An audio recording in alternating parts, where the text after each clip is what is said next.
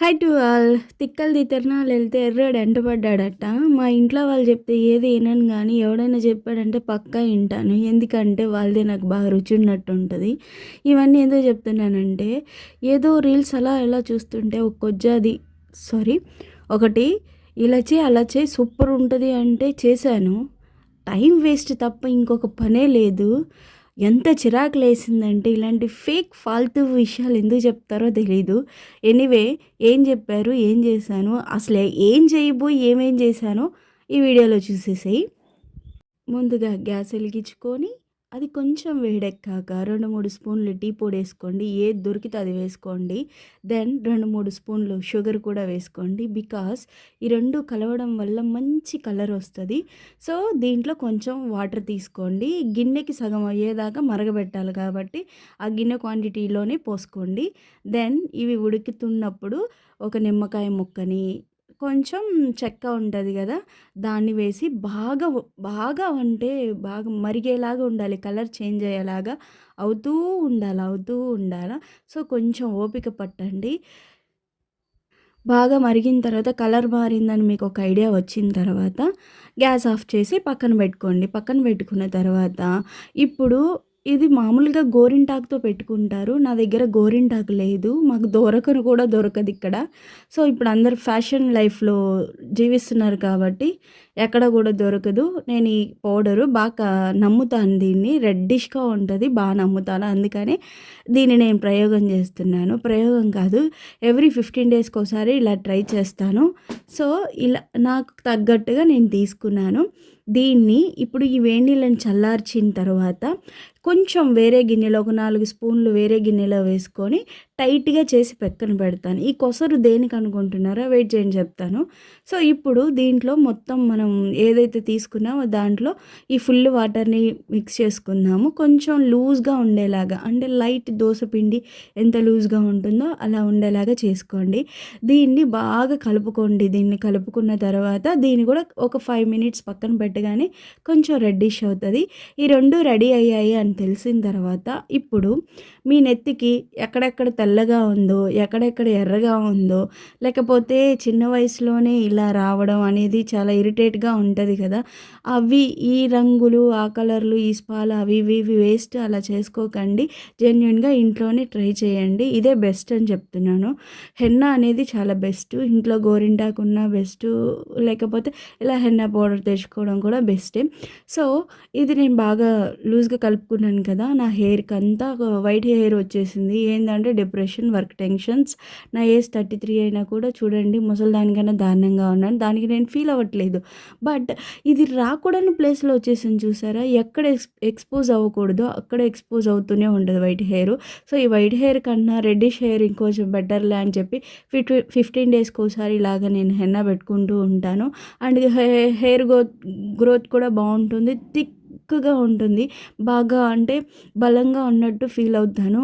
కొంచెం hair fall అనేది tension వల్ల అది కామను. బట్ ఇది 15 డేస్కి ఒకసారి పెట్టుకుంటాను కదా, ఒక వీక్ వరకు బాగా స్టేబుల్గా ఉంటుంది, స్ట్రాంగ్గా ఉంటుంది. సో ఇంకా తలనొప్పులు, ఆలోచనలు, వర్క్ టెన్షన్స్ వల్ల ఏవైనా కామనే కదండి రాలిపోవడం.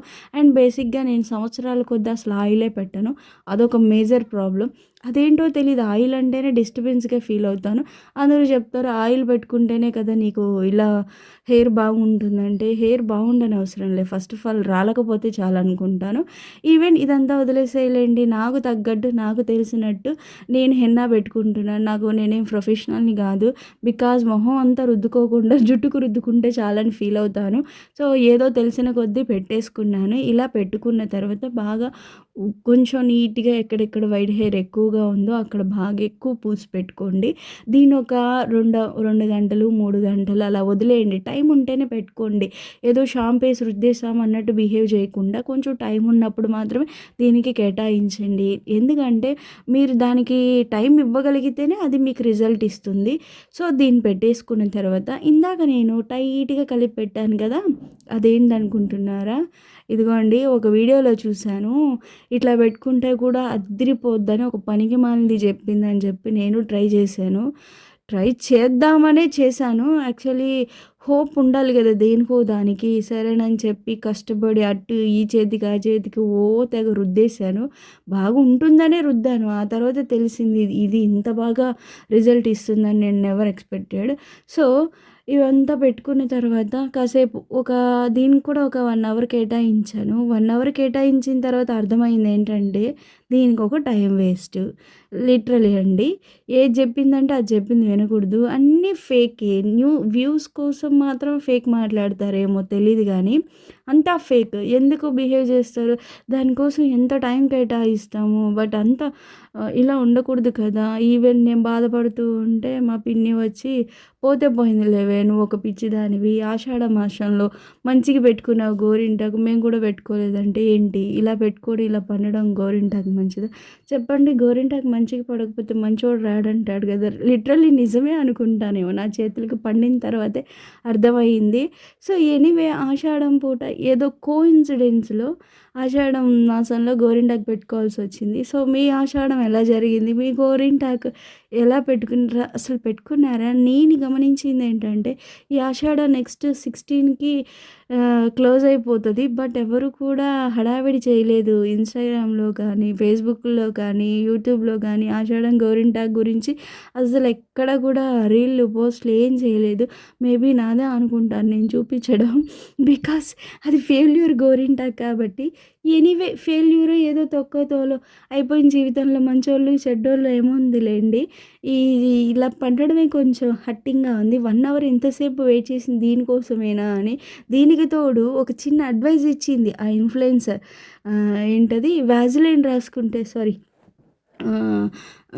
విక్స్ గాని అప్లై చేస్తే అస్సలు మీరు ఊహించనంత రెడ్‌గా అయిపోతది మీ చెయ్యి అంటే. దోల దోలగా పూసుకున్నాను. దోల దోల ఏంటో తెలుసా? తర్వాత దాన్ని కడుక్కున్నాక అర్థమైంది. అది మండుతుంది తప్ప దానివల్ల ఎలాంటి రిజల్ట్ లేదని. దయచేసి మీరు ఏదైనా వీడియో కంటెంట్ చేయాలనుకుంటే ప్రాపర్‌గా ఉండేది చేయండి. అరే! ఇవాళ నాకేది మ్యాటర్ లేదు. నాకు ఇవాళ ఏ కంటెంట్ లేదు అని ఇలాంటి పిచ్చి పిచ్చి కంటెంట్‌లు చేస్తే మిమ్మల్ని చూసి అంటే మీ వ్యూస్ చూసి అబ్బో!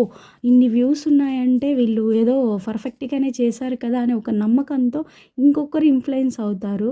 సో, దయచేసి అలాంటివి చేయకండి. ఎందుకంటే ఈ చేతులే చెప్తున్నాయి మీరు చెప్పేవన్నీ ఫేక్ అని.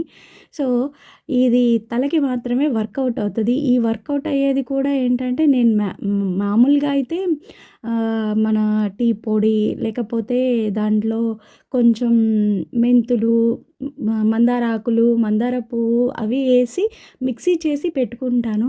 ఈమె చెప్పారు కదా అని ఒకరు చెప్పారు కదా అని చెప్పి నేను దాల్చిన చెక్క, చక్కెర ఇప్పుడు నాకు నవ్వొస్తుంది. నా బుద్ధి లేని పనికి నేనే ఒక బలైపోయానని. సో, ఈ 2 ఏయడం ఫస్ట్ టైం అనమాట. దానికి తోడు ఈ మన విక్స్ రాసిన తర్వాత చెయ్యంతా మండుతుంది కూడా. దూల పండ్లకి ఎప్పుడు దూల వ్యవహారాలే ఉంటాయనుకుంటాను. చెప్పాను కదండీ! తిక్కలది తిరణాలది ఎర్రోడు ఎనగబడ్డట్టు. మనం ఎప్పుడు కూడా ఎవరెవరో చేసిన తిక్క పనులన్నీ ఇంట్లో ప్రయోగం చేసి మనకి మనమే ఎఫెక్ట్ తెచ్చుకుంటాం. అది మళ్ళీ వాళ్ళు చెప్పేది విని వాళ్ళని తిట్టడం అనేది కూడా యూజ్‌లెస్సే.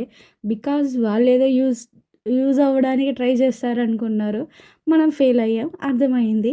సో, ఇలా అయిపోయింది నా హెన్నా కంటెంటు. సో, మీరు కూడా ఎప్పుడు కూడా యూట్యూబ్ చూసి ప్రయోగాలు చేయకండి. జెన్యూన్‌గా గోరింటాకు పెట్టుకోవాలంటే మందారం ఆకులు, మందార పువ్వులు లేదా దాంట్లో మన టీ పొడి, కొంచెం మెంతులు ఇవి వేసుకొని మాత్రం ప్రయోగం చేయండి. ప్రయోగం చేయాలనుకున్న చేతుల మీద ప్రయోగం చేయకండి. అదంతా అట్టర్ ఫ్లాప్ అయిపోతది.